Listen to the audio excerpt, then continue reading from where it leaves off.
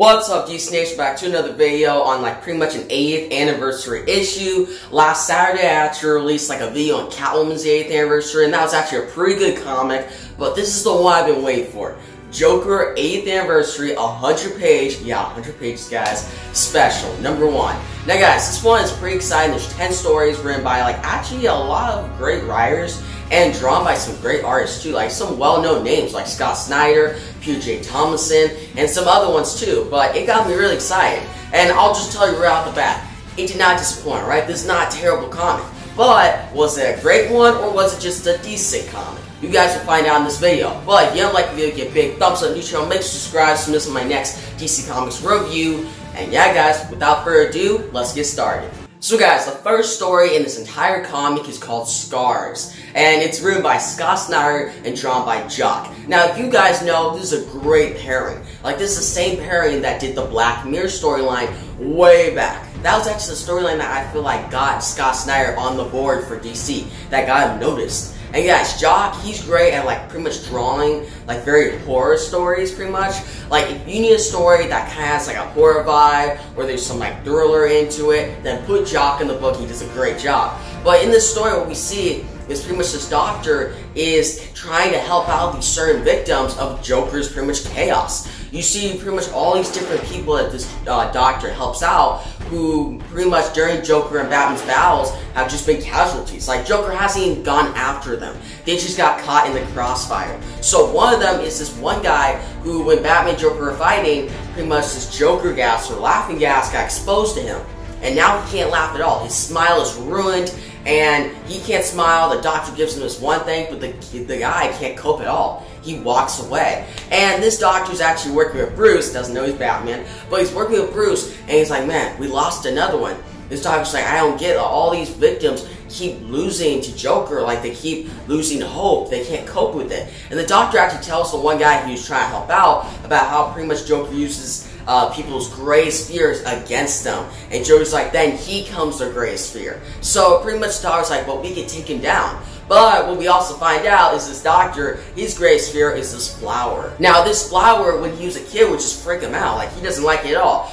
He thought it looked like pretty much a person's skin in a flower. It's very disturbing. But pretty much he put it in the garbage, he threw it away, and that's what he's trying to get these people to do.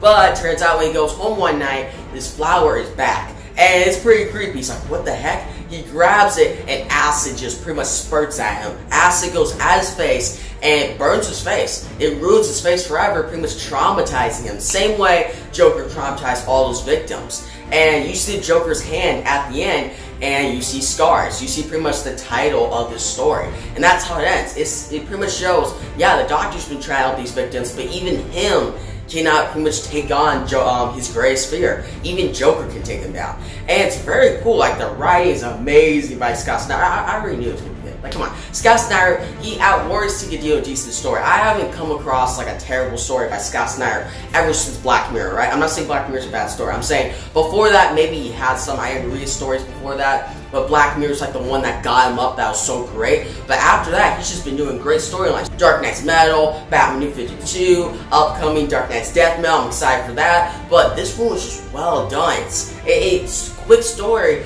but it's so disturbing but so interesting at the same time. And the art by Jock, so good. It actually conveys it so well, especially the final few pages when that doctor pretty much gets his face, acid on his face, and ruins his face. You see he's traumatized. It's a good story. It's probably one of the best ones in this issue, and that's why I'm going to give it a 9 out of 10. Definitely recommend it. Go check it out, guys. But yeah, with the first story out of this book, let's get to the second story in this comic. So the second story in this pretty much book, we have the origin of Punchline, or pretty much a vague origin story of it. And how it turns out is that pretty much at college, Snyder College, you know that reference, it's Scott Snyder, come on. But still, I thought that was pretty cool. It already started out the story pretty well, but it's at Snyder College, and what happened was there's an attack by the Joker with Batman, all that stuff, Joker gas and stuff, and traumatized some people. So the school decided to make a thing that, hey, pretty much dress up as your hero for the day, so bring some hope to the school. But freaking this one girl, Alexis, who turns out to be Punchline, we don't get her last name yet, which that's kind of, I'm curious about that, because her last name could change a lot of things about her origin.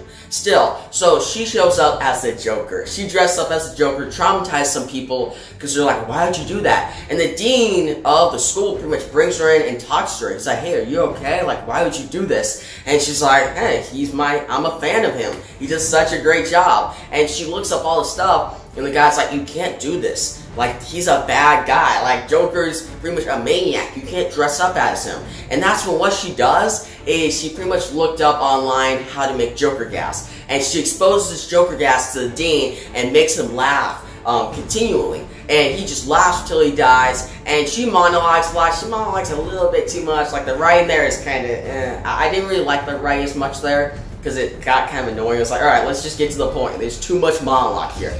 But she monologues, he dies, and then she's like, oh, you wanted to know if I was serious? And out of the closet comes the Joker. So pretty much the Joker's in the closet watching this to see if she was just another fangirl who was like, oh, just trying to get his attention, or if she was actually serious in killing people. And he's like, alright then, you can join up in my plans for the Joker War. Now he doesn't say Joker War, because that's what the title of the big Batman event that's coming up is, but she pretty much joins him in on this. And that shows that pretty much she isn't a victim to the Joker. If anything, she's actually more of a partner to the Joker, which we haven't really seen. A lot of people think that Harley is a partner to him, but no, that's not it. She isn't. Harley is pretty much, in a way, a victim to the Joker. The Joker manipulated her. He treated her like shit. Where this punchline, she's actually kind of similar to him. Like, not totally similar. He's way more crazier. But she can hold her own against her. At least for now. We'll see what happens in Joker War, though. But also, what we see here is art by Michael Janin. And guys, Michael Janin's art is amazing. Like, it looks good. Like, it's some good art. Especially the splash page where she's wearing, like, the Joker shirt and stuff. And then when she kills the guy, when Joker comes out of the closet, it looks really cool and I like it. And James Tynion's writing's pretty good, except for the monologue. Like, the monologue part, like I already said, it wasn't really good. It felt kind of rushed. But other than that, the writing was really good, and I actually pretty enjoyed this. And it gets me more interested in Punchline's character, and I'm wondering what's going to happen to her in the Joker War. But yeah, guys, overall, I would give pretty much this story an 8.3 out of 10. I recommend it. Go check it out. And yeah, let's get to the third story in this book. Now, the third story in this book is called Kill the Batman. It's written by Greg Witta and Gary Miller. And it's drawn by Dan Mora. Now, guys, the art in this by Dan Mora is actually very well done. It conveys it very well. And I just like how she draws Joker. It looks very cool. But the writing is so good, guys. Alright, so what happens in this story is pretty much Batman was killed by the Joker. He's dead.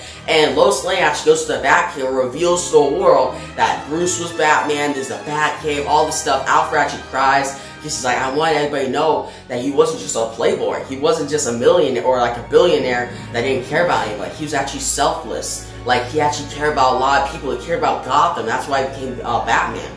And, well, he became Batman because of the whole thing with his parents, but that's what Alfred's trying to show, that Batman cares about Gotham, and Bruce does too. I never said thank you.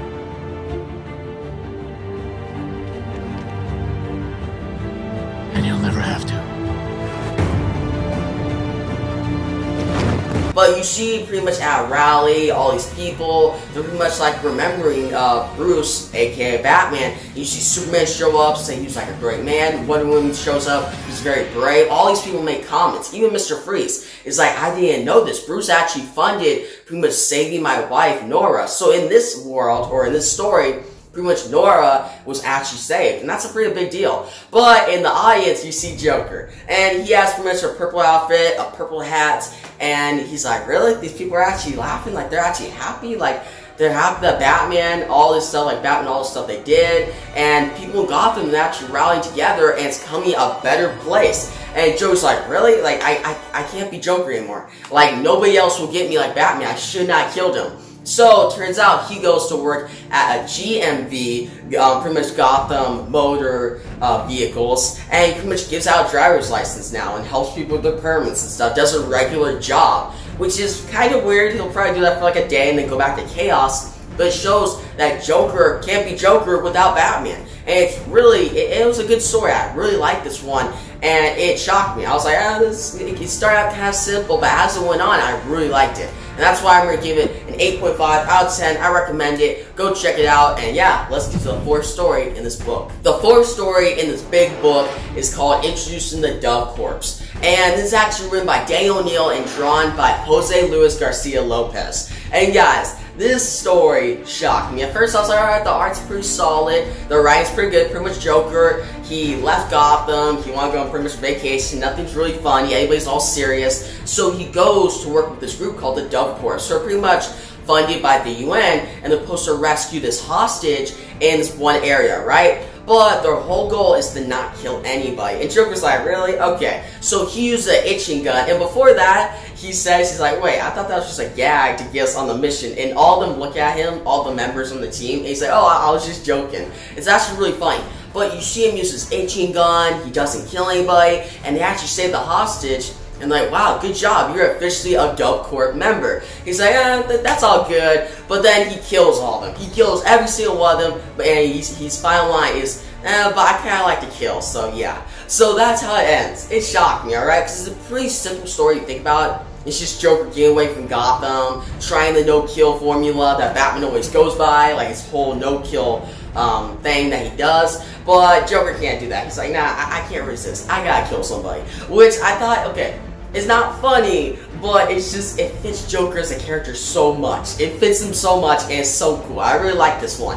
I thought this one would be kind of just okay, but it ended up being one of my favorite ones in this entire book. And that's why I'm going to give it an 8.5 out of 10. I recommend it, guys. You check this one out. Now, the fifth story in this book is actually called The War Within. And this pretty much just shows Batman versus the Joker over the years. It's actually a pretty simple story. It just shows fighting over the years, how pretty much Batman tries everything to fight the Joker, and Joker tries to pretty much become more like Batman, learn what he does so you can eventually beat him. Now, you see references like the Killing Joke, you see Joker in the Killing Joke costume, pretty much Batman fight Joker in like that Dark Knight's Returns vibe, all these different parts in the history, but then it just ends with pretty much Joker that, alright, he realizes, I gotta become Batman to beat Batman, something like that, and you see him in the costume and he's just smiling. Now, it's drawn by Simone Bianchi, it's written by Peter J. Thompson. Now, I expected a lot more from Peter J. Thompson. Like, it wasn't like a great storyline, nothing very interesting, but it's still pretty good. It's easy to read, and I still would give it a pass. Like, still solid, but it's not like the best one in the book, but it's not one of the weaker ones in the book either. So I will overall give this story a 7.5 out of 10. You can check it out, it's good, but I expected a little more from P.J. Thompson. The art was interesting though, I did like the art. But yeah guys, get to the sixth story in this book. Now the sixth story in this book is called The Last Smile, and this story pretty much shows Harley and Ivy. Harley's telling Ivy like a story pretty much way back when Harley was with the Joker, that when she was with him, he had a bad dream one night. He had pretty much a nightmare, which is unexpected from the Joker. And this nightmare shows Joker at Arkham, all the villains are gone, it's just a bunch of random villains, and it's his final day pretty much before he dies. He's supposed to be put on the electric chair now. So he gets walked through there, he gets walked to the electric chair, and he's just laughing. He's like, alright, this is my punchline, I'm doing all this certain stuff, it's all good, and he sees all the different people that he's killed their families, their children, and he's just laughing, and they see him as like a maniac. Now, he's put in the electric chair, he's fine with it, but then Batman shows up. Batman just starts laughing at him, and it's Joker's greatest fear. Pretty much he sees Batman laughing at him before he dies. But that's when he wakes up and he tells Harley. Now, I was like, really? He got scared of that? And I was like, so why'd you stay with him? But why'd you pretty much tell me about this? And Harley's like, I got kind of mad about it. I was not in the dream. So that's the whole point why she told it, which is kind of a weird way that's why she'd tell Ivy, but the dream itself was very interesting. It shows that even Joker can get scared of stuff. And the one person that he gets scared of is Batman.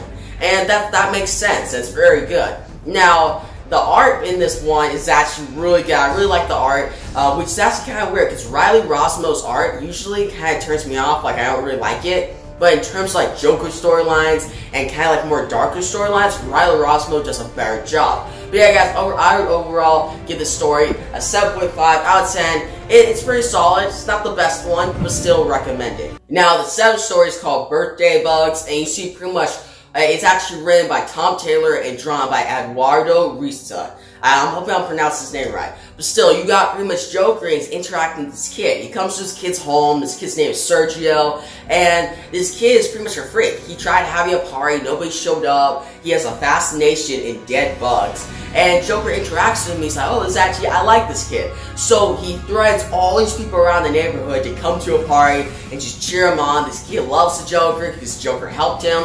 But then it turns out the father of this kid is actually one of Joker's men. And Joker cuts off this guy's fingers because this guy didn't show up to a job. But Joker doesn't like the dad, but he likes the son. And that's when Joker leaves and tells the kid, hey, I'll be back next year. So it's a pretty simple storyline. It's not the best. Like, the art was pretty solid. The writing was alright. It didn't really stick with me. Like, after reading this, I had to read again because I didn't really remember as much. It's kind of forgettable. But still, there's some interesting stuff in it, and seeing Joker interact with like a kid and actually not kill him, and seeing the kid be a freak was unexpected. It was actually pretty different, and that's why I'm gonna give the story a 7 out of 10. It's decent. It's one of the weaker ones in the book, though. It shows that there's a lot of great storylines in the book. If one of the weaker ones is decent, that's pretty good. But yeah, guys, the 7th story out of the way. Let's get to the 8th story in this book. Now, the 8th story in this book is called No Heroes. Now, this one pretty much shows a guy named Ronald, which Joker and his men show up one day, kidnap all these different people,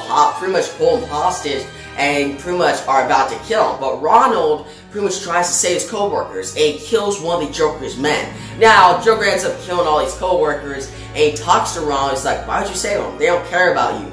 Your boss is in like a manner right now, not even caring about you at all. If you die, he won't miss you. And Ronald kind of like cries. He's like, man, my life doesn't really mean a lot. And Joker tells him that, what does it feel like to kill somebody? Pretty much, this is his first kill.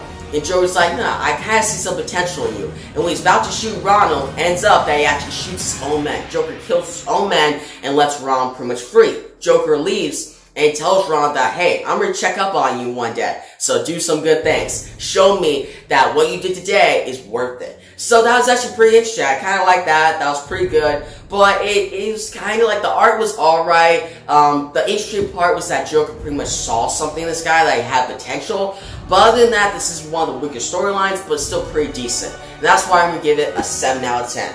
But yeah, guys, let's get to the penultimate story in this entire comic.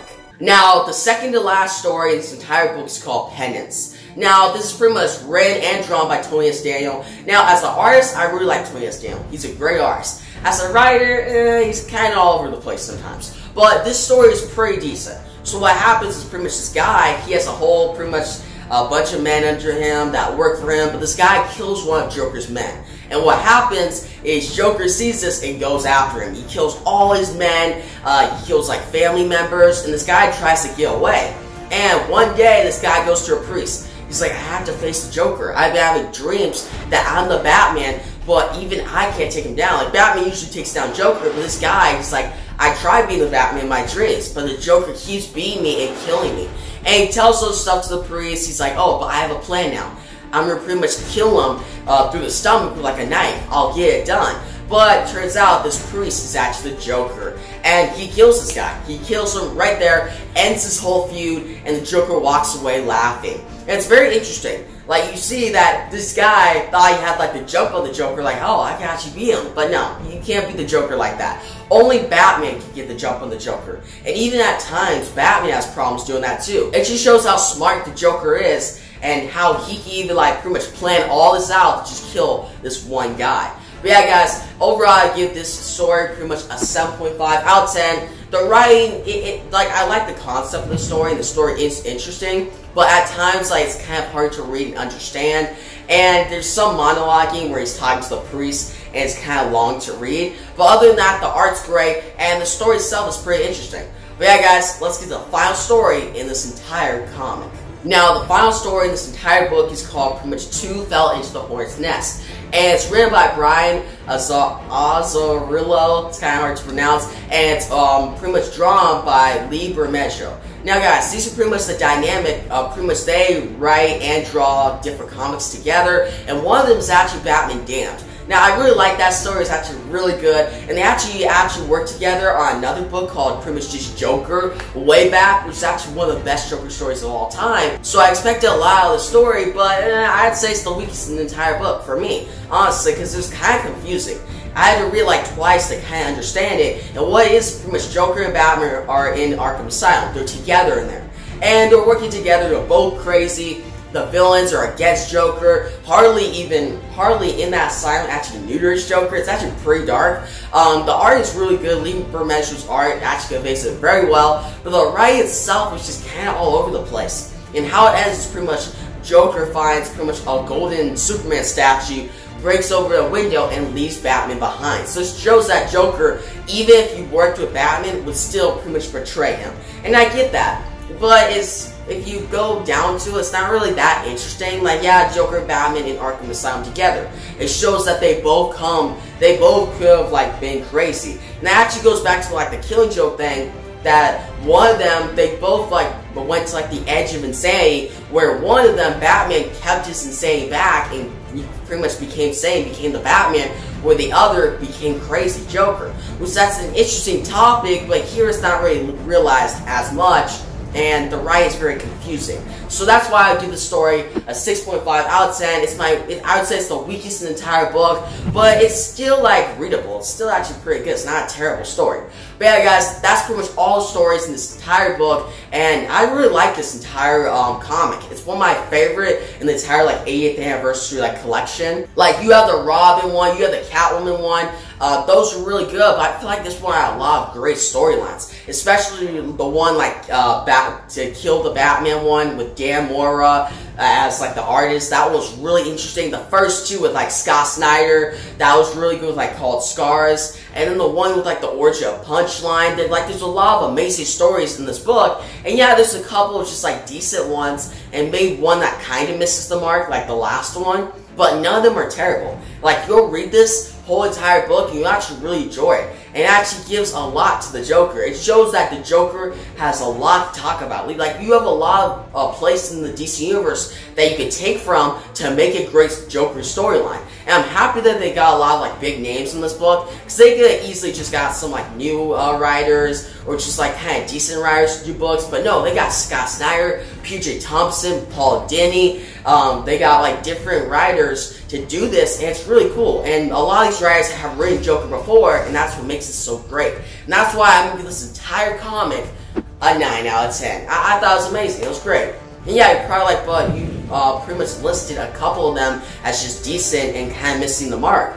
But yeah, but overall, the entire product is very solid, and I definitely recommend it. But guys, in the comments below, tell me what your favorite story in this entire book is. What is your least favorite too? I like to know you guys' thoughts on all these, because this is very interesting. I really liked, like, a lot of these storylines were very interesting and a lot to talk about, so I like to know your thoughts on it. But yeah, guys, if you like the video, give a big thumbs up on your channel. Make sure to subscribe so this is my next 8th anniversary pretty much review. I don't know which one is next. It may be Green Lantern. I know Green Lantern 8th anniversary is coming up, which I will review, so stay tuned for that. But yeah, guys, thanks for watching, and peace out.